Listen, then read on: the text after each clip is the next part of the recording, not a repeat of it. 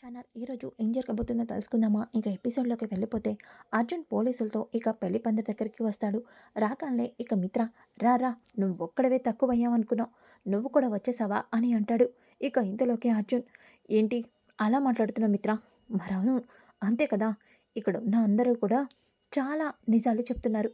ఇప్పుడు నువ్వే నిజం చెప్పడానికి వచ్చావు, అయినా పోలీసులతో వచ్చావేంటి? ఎందుకు వచ్చావు? ఎందుకా? పెళ్ళి నీ భార్య ఉండగా ఇంకొకరి మెల్లో తాళి కట్టడం కరెక్ట్ కాదు. అందుకే నేను అరెస్ట్ చేయడానికి పోలీసులు తీసుకొచ్చాను అని వెనకాలనే ఒక్కసారిగా అందరూ షాక్ అయిపోతారు.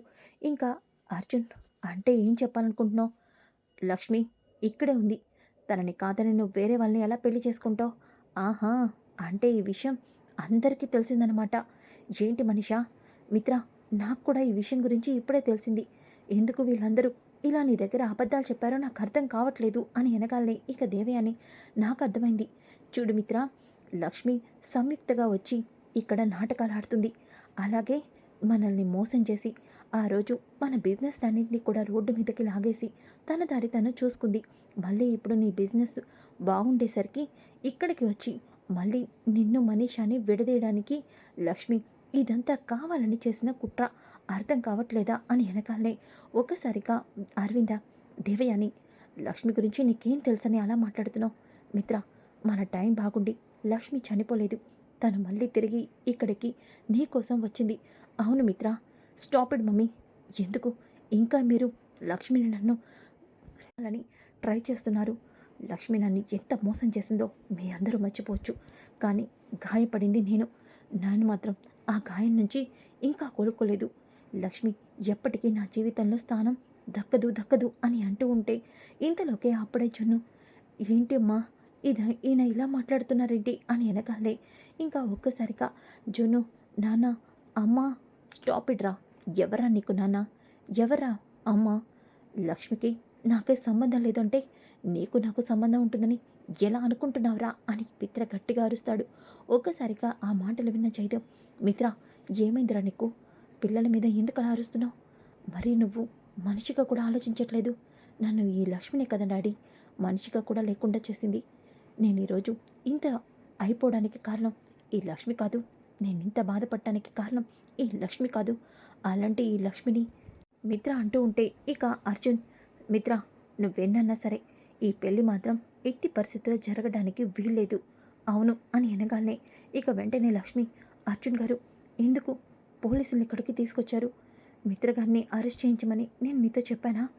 అది కాదు లక్ష్మి, నీకు సహాయం చేద్దామని. లేదు అర్జున్ గారు, దయచేసి మీరు పోలీసులు తీసుకొని ఇక్కడి నుంచి వెళ్ళిపోండి. ప్లీజ్ అర్జున్ గారు, పోలీసుల్ని పంపించండి అని అంటుంది. ఇక ఇన్స్పెక్టర్ గారు, మీతో మాకు అవసరం లేదు, మీరు ఇంక వెళ్ళండి అని అర్జున్ వాళ్ళని పంపించేస్తాడు. ఇక అరవింద, మిత్ర, అది కాదు మిత్ర, అసలు మనీషా మమ్మీ ఇప్పుడు లక్ష్మి గురించి మనీషా మీద ఏదైనా అబద్ధం చెప్పడానికి ట్రై చేస్తున్నారా? మీరెన్ని చెప్పినా సరే లక్ష్మి నా జీవితంలో ఇక ఎప్పటికీ ఉండదు. అమ్మా మహాతల్లి, నీకు దండం పెడతాను, నువ్వు నాకు వద్దు. నా జీవితంలో నీకు స్థానం లేదు. దయచేసి నువ్వు నీ కొడుకుని తీసుకొని మాకు ఎక్కడికైనా దూరంగా వెళ్ళిపోతావా? నాకు కనిపించినంత దూరంగా నువ్వు నాకు వద్దు అని అంటూ ఉంటే ఇంతలోకి ఒక్కసారిగా లక్ష్మి ఏడుస్తూ మిత్ర కళ్ళ వైపు చూస్తూ ఉంటే ఇక అరవింద, మిత్ర, ఏమైందిరా నీకు?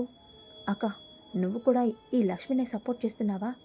అయినా మిత్రకి దూరమయ్యి ఆ అర్జున్ వాళ్ళ ఇంట్లో ఇప్పుడు ఇన్ని రోజులు ఉంది. ఏం చేసిందో ఆ అర్జున్తో, ఎన్ని రాజకార్యాలు చేసిందో ఎవడికి తెలుసు? అయినా ఈ లక్ష్మి తక్కువది కాదు. మిత్రతో విడిపోయిన వెంటనే డబ్బున్న ఆ అర్జున్ని పట్టుకుంది. ఇప్పుడు కూడా ఆ అర్జున్ కంటే మిత్ర ఎక్కువ బిజినెస్ చేస్తున్నాడని మళ్ళీ మిత్ర దగ్గరికి వచ్చింది. ఈ లక్ష్మి క్యారెక్టరే అంతే అని అంటూ ఉంటే అరవింద దేవయాని చంప పక్కలు కొడుతుంది.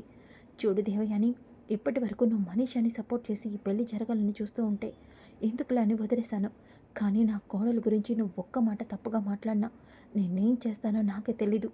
చూడు, ఇక్కడ లక్ష్మి గురించి మాట్లాడే అర్హత ఎవ్వరికీ లేదు.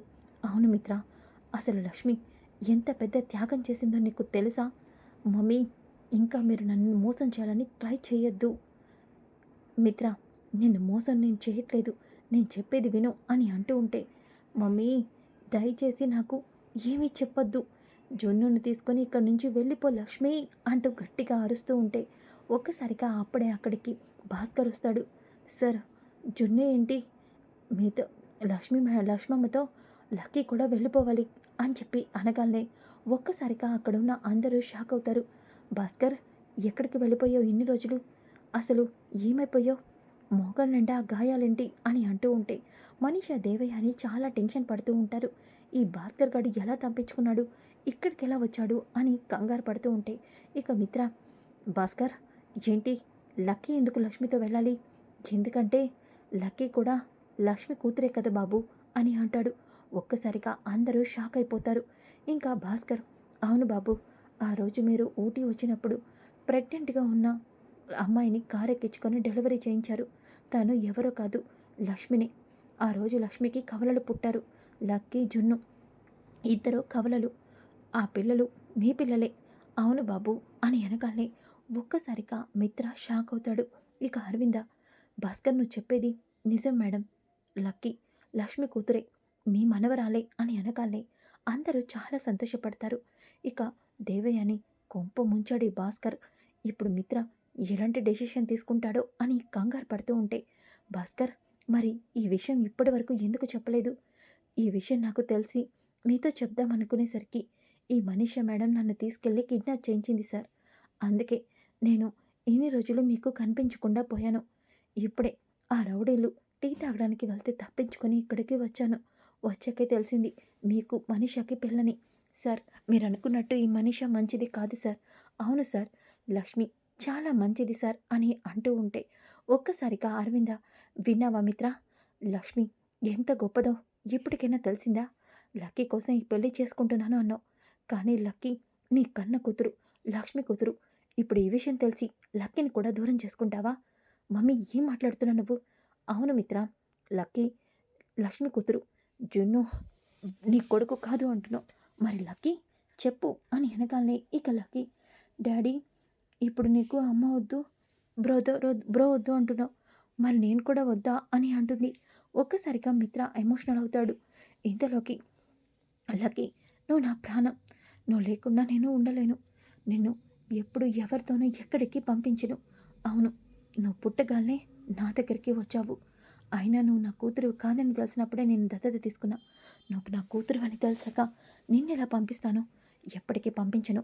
అవును, నువ్వు నాతో పాటే ఉంటావు అని అంటాడు.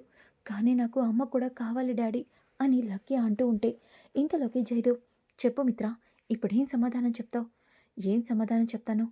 లక్కీ, నీకు ఈ తండ్రి కావాలా? ఇప్పుడు తెలిసిన నీ తల్లి కావాలా? చెప్పు అని వెనకాలనే లక్కీ ఏడుస్తూ ఇక మిత్రని హక్ చేసుకుంటుంది. ఇంతలోకి జున్నుని తీసుకొని, లక్ష్మి, మిత్ర గారు, మీరు నా వల్ల ఇబ్బంది పడటం నాకు ఇష్టం లేదు. నేను ఇక్కడి నుంచి మీ అందరికీ దూరంగా వెళ్ళిపోతాను.